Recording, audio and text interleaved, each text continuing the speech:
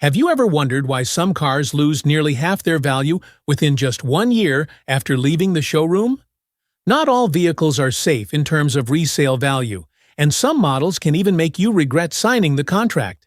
In this video, we'll explore 10 cars that the market has rated as depreciating extremely fast, from high-tech EVs and massive SUVs to large luxury vehicles, and why cautious buyers should be aware of these risks in advance. Are you ready to find out which cars could make your money disappear? While nearly every car on this list experienced depreciation, some more severe than others, the Fisker Ocean stands out as a true financial disaster for anyone unlucky enough to take delivery. Unlike typical luxury or EVs that lose value steadily over time, the Ocean's collapse was both sudden and extreme. One reviewer paid roughly $69,000 for a brand-new Ocean in January 2024, only to have it appraised at around $21,000 just 2 months later, a staggering 69% drop. The model faced regulatory scrutiny for braking issues, transmission glitches, and even door malfunctions, leaving owners uncertain about basic safety and reliability. Fisker's mid-2024 bankruptcy compounded the problem, throwing the future of warranties, service, and parts into serious doubt. With no assurance that every Ocean on the road wasn't at risk of effectively becoming inoperable, like a bricked smartphone, market confidence evaporated. For comparison, high-end EVs such as the Mercedes EQS may illustrate the risks of buying an expensive electric vehicle too early, but the Fisker Ocean serves as a cautionary tale of startup risk taken to the extreme. It didn't just accelerate standard depreciation, it obliterated it, creating a scenario that few buyers had ever imagined. For anyone considering new, untested EV startups, the Ocean is the story that should make you pause before placing your money on promises rather than proven track records. The Mercedes EQS exists at a unique and somewhat terrifying crossroads, the collision of rapidly depreciating electric vehicles and rapidly depreciating luxury vehicles. Somehow, it manages to combine the worst aspects of both worlds, transforming the usual erosion of automotive equity into a full-blown art form. To put the numbers into perspective, the difference between the average new EQS transaction and a 1-year-old used model is roughly $65,643. That's not just pocket change, it's enough to buy an entirely different new Mercedes EV or even a more conventional Mercedes-Benz sedan outright. When the EQS launched, it came with 6-figure pricing, highly polarizing styling, and a cabin brimming with bleeding-edge software and technology. Early adopters were promised the future of luxury EVs, but as market demand cooled and new competitors flooded in, Mercedes leaned heavily on incentives, slashing prices repeatedly and effectively redefining the baseline value of the EQS in the U.S. market. Eventually, production paused entirely for the American market, leaving new and used buyers in a strange limbo. For those who purchased an EQS brand new, the financial shock has been staggering. Watching nearly $58,000 of value vanish within just 2 years was one thing. But now, in a market moving faster than anyone expected, depreciation has accelerated even further, sometimes hitting extreme levels in as little as 12 to 18 months. Yet, for the savvy used car buyer, this creates a rare but high-risk opportunity to snag a technologically advanced luxury EV at a fraction of the original price. For anyone unlucky enough to have bought one at full MSRP, the EQS serves as a stark reminder of the perils of buying cutting-edge luxury EVs too early. But if there's any small consolation, they can at least be grateful they didn't end up being the top on our list, a car whose financial devastation makes even the EQS look tame by comparison. The Nissan Leaf, the charming electric pioneer that first hit the roads in 2010, has quietly become one of the most cautionary tales in the EV world. While it may still appear on forums and social media threads as a cheap, practical EV deal, its depreciation history tells a more sobering story. Even though the Leaf starts at the lowest price on our list, it competes with far more expensive vehicles in terms of how quickly it can erode your investment. We're talking about a staggering 45.7% drop in value within the first year, roughly $16,000 disappearing in just 12 months. That's a number that can make even the most frugal driver's eyes water. Some might argue that this is the price of being an early adopter, a trailblazer in a brand new automotive segment. And to a degree, that's true. The Leaf introduced innovations that other EVs would follow, from compact packaging to efficient drivetrain technology. But most of its early advantages have now been eclipsed by competitors and some choices, like the CHAdeMO fast-charging standard, which is slowly being phased out, failed to gain long-term traction. Unlike high-end luxury EVs, the Leaf has always been marketed as an affordable, practical commuter, not a status symbol, which makes this level of depreciation feel particularly harsh. Of course, the steep drop in used value does have a silver lining. For buyers entering the used market, it creates an opportunity few other EVs can match.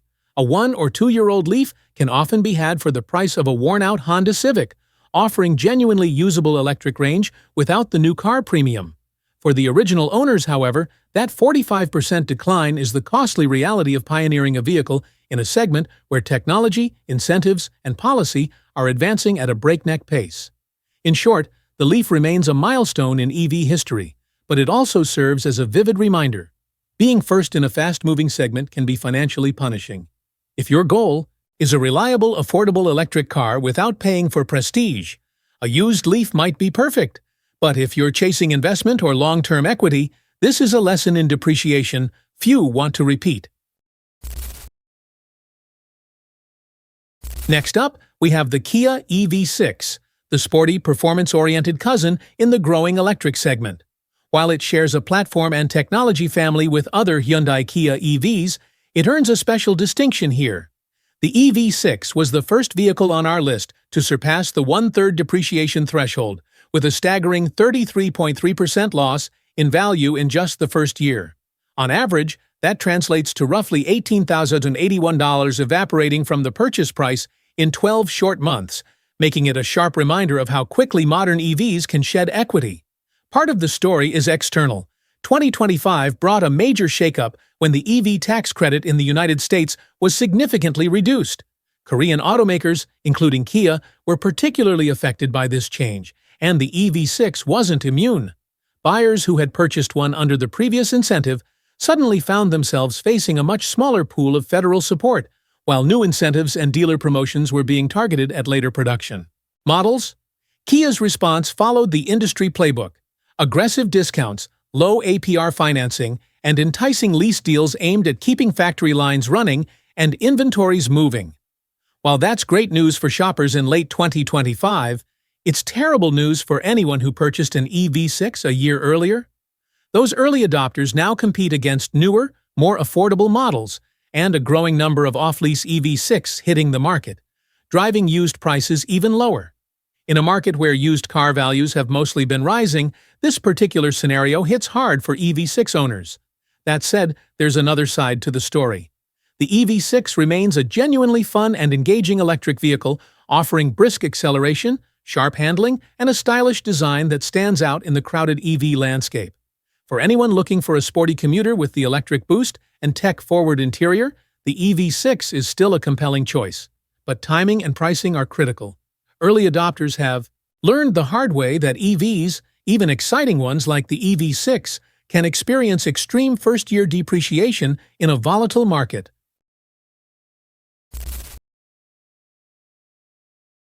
The Hyundai Ioniq 5 is arguably one of the most universally admired EVs on this list, which is precisely what makes its first-year depreciation so painful.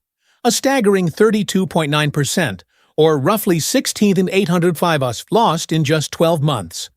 Unlike high-end luxury buyers, the typical Ioniq 5 owner isn't paying six figures or buying impulsively on a whim. They chose this vehicle for its blend of style, practicality, and cutting-edge EV technology. And yet, the numbers show that even thoughtful, intentional buyers weren't spared from the harsh realities of early EV depreciation. So, why is the Ioniq 5 hitting used owners so hard? Part of it is simply a reflection of the EV market in 2025. Cox Automotive's EV Market Monitor reported early in the year that used EV prices were down more than 10% year-over-year and continuing to slide as lease returns and early trade-ins flood the market. This growing supply creates pressure on used values, especially for vehicles like the Ioniq 5, which were Initially priced as premium compact EVs but now compete with newer, more affordable models from both Hyundai and other manufacturers. Battery longevity and consumer perception also play a role. While the Ioniq 5 has proven to be reliable, potential buyers often factor in the long-term cost of battery degradation, warranty coverage, and charging infrastructure, which can depress resale values even if the car itself performs admirably. On the flip side, this dip in depreciation can be a hidden opportunity for savvy buyers. Used Ioniq 5s now offer the chance to get a technologically advanced, stylish EV at a price far below new, potentially making them some of the best value propositions in the EV segment. Ultimately, the Ioniq 5's story is one of contrasts, loved by owners, praised by reviewers, and still a genuinely excellent vehicle, yet brutally penalized in the first year on the used market.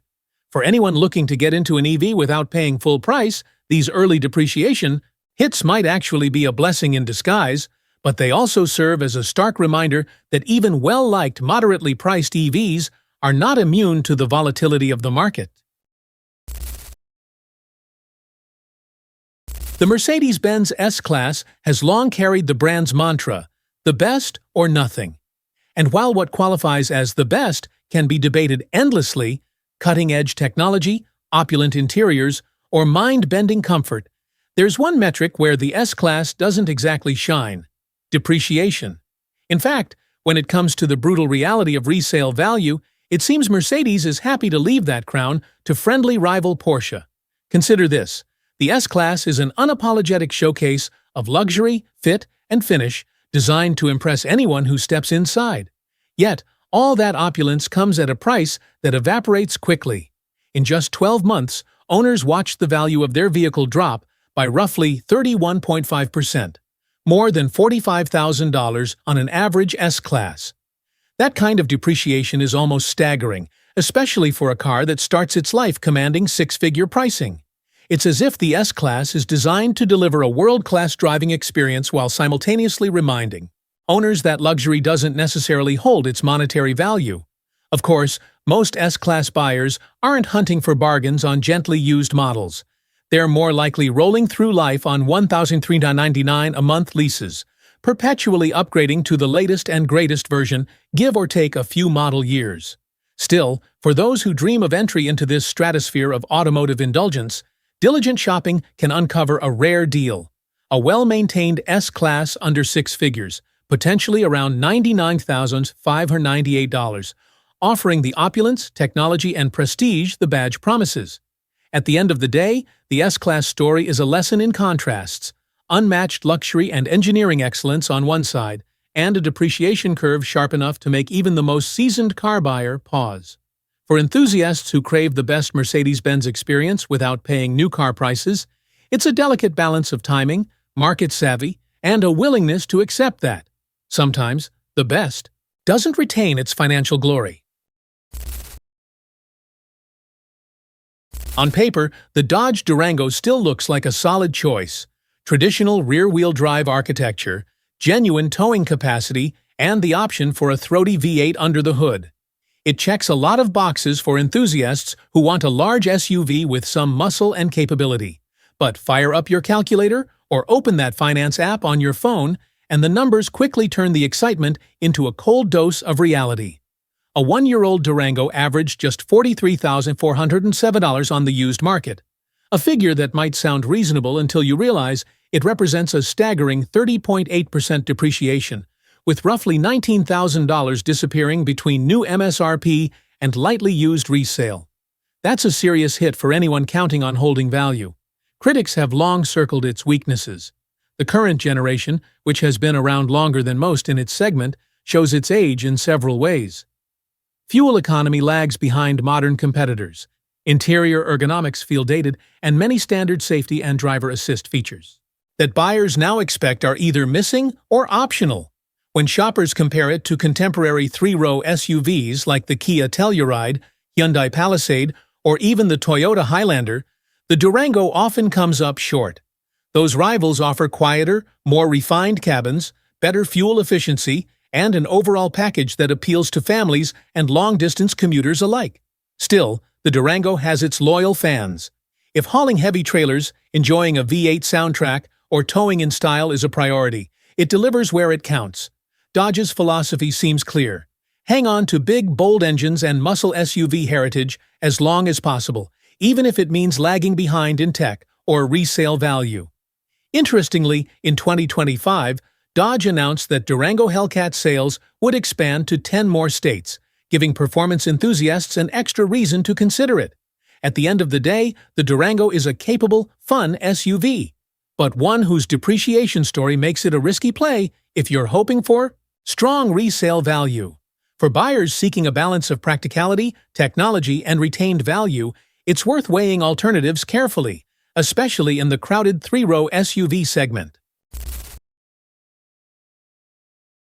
The BMW 7 Series has long held a reputation as a depreciation heavyweight, and the latest generation continues that tradition with vigor. In its first year, data shows that a modern, tech-laden 7 Series can shed nearly 29.8% of its value, a staggering drop amplified by the car's already lofty starting price. That translates to more than $36,000 disappearing in just 12 months, or roughly $3,000 a month. To put that in perspective, for $3,000 a month, you could lease or finance almost any other car, even a high-end luxury vehicle, making that first-year depreciation feel all the more brutal. Why does this happen?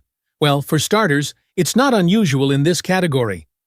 Flagship German sedans, whether BMW, Mercedes-Benz, or Audi, have always been expensive to buy and notoriously costly to maintain. Even longtime BMW enthusiasts will admit that the ownership costs extend far beyond the sticker price. Repairs, servicing, and insurance all hit hard, which is why the old automotive adage, "There's nothing more expensive than a cheap German luxury car," remains true. Adding to the challenge is the i7 variant, BMW's all-electric flagship. As an early adopter of six-figure EV technology, the i7 brings all the risks of untested hardware into an already expensive package. As 3-year leases roll off into the used market and new tech arrives, early i7 buyers can find themselves holding a car that, while objectively impressive in performance and tech, has already lost its new car prestige and dropped sharply in resale value. And then there's the design factor. Let's be honest, the new BMW 7 Series bold styling, particularly the oversized kidney grille, has polarized opinions. While some find it striking and modern, others feel it overwhelms the car's proportions, which can influence desirability in the used market. After all, a luxury sedan isn't just about comfort or performance. It's also a statement. And if that statement doesn't resonate with buyers, depreciation only accelerates. In short, the latest BMW 7 Series, especially the i7, offers world-class performance, cutting-edge technology, and an exceptional driving experience. But it does so at a steep first-year cost in depreciation. For prospective buyers, the key takeaway is clear. If strong resale value matters, be aware that owning a brand-new 7 Series comes with a financial hit that few cars can match. The Ram 1500 Classic is essentially yesterday's truck being sold as if it were today's, and the resale numbers make that painfully clear. A 1-year-old Ram 1500 Classic averaged around $31,969 on the used market, which translates to a staggering $13,000 loss in value, roughly 29.2%, in just the first year. For buyers expecting trucks to hold their value, that's a wake-up call. The problem is partially baked into the Classic branding. In essence, it's a previous generation Ram 1500 still on sale, positioned as a lower-cost alternative to the current model.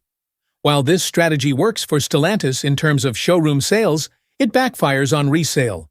Buyers shopping for a Classic are essentially paying new car prices for what the market sees as yesterday's design and technology. The truck may feel modern inside, but the market knows it's last year's product, and it treats it accordingly. Interestingly, this depreciation is notable because pickup trucks typically outperform the industry average in holding value. Vehicles like the Ford F-150, Chevrolet Silverado, and GMC Sierra generally retain a much larger portion of their initial price after the first year. The Ram 1500 Classic bucks that trend, proving that even in a segment known for strong residuals, branding and market perception can dramatically influence depreciation. Another factor, the classic's exterior styling and trim packages make it easy to mistake for a basic work truck spec. A one-year-old classic, even with mid-level features, looks strikingly similar to a rental or fleet model, which further depresses its resale value. Combine that with incentives and financing offers on the newer 1500, and the older generation suddenly seems like a less attractive deal, even for buyers who thought they were saving money.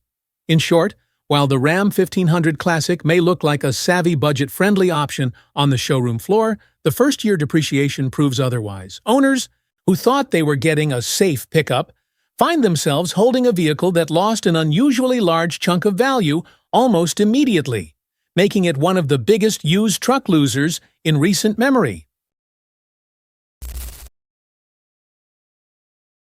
The Infiniti QX80 is a classic example of a dated platform wearing a luxury badge, and in today's used car market, that combination is brutal for resale value. A one-year-old QX80 typically drops about 28.8% from its original price, equating to roughly a $24,000 loss on an average transaction price just shy of $60,000. For owners expecting a luxury truck experience, that first-year depreciation can sting hard. The issue isn't that the QX80 fails at being a large, comfortable SUV. It excels in that regard, with a spacious cabin, plush seats, and commanding road presence. The problem is that Infiniti hasn't significantly updated the vehicle in years. While competitors have been cycling through platform redesigns, modernized infotainment systems, and advanced driver assistance tech, the QX80 remained largely unchanged. Even its 5.6-liter V8, while powerful, offers fuel economy that feels antiquated compared to modern rivals, adding recurring expense to ownership beyond the purchase price. When you combine old tech, poor mileage, and a high starting price, the QX80 becomes a perfect storm for depreciation. On the used market, savvy buyers are quick to leverage these weaknesses, negotiating lower prices for one-year-old models because they see the combination of outdated features and operating costs as a bargaining chip. Meanwhile, the original owners are left staring at a 28.8% drop and realizing that their luxury status symbol is suddenly a financial liability rather than a trophy. In the end, we would say the QX80 remains a comfortable, capable SUV. But its age, inefficiency, and lack of modernization mean it ranks among the fastest depreciating used luxury vehicles. For anyone considering buying one, understanding the steep first-year loss is essential before taking the plunge. So now you've seen 10 cars that lose value quickly after purchase, from pioneering EVs to large SUVs and luxury vehicles. Each car carries a lesson about investment risk, from rapidly outdated technology to changing incentive policies. This information can help you think more carefully before buying a new or used car. How about you? Have you ever experienced a car purchase where the value dropped sharply? Share your thoughts in the comments. To wrap up, this video is created strictly for educational and informational purposes, drawing on publicly available sources, manufacturer documentation, and extensive automotive research. It is not intended to favor, endorse, or criticize any specific car brand or model. Our goal is simply to provide insights and practical knowledge that can help you make smarter decisions as a car owner or buyer. Thank you for taking the time to watch and learn with us. Don't forget to subscribe for more in-depth automotive insights. Leave a comment if you have questions or experiences to share, and we'll see you in the next video.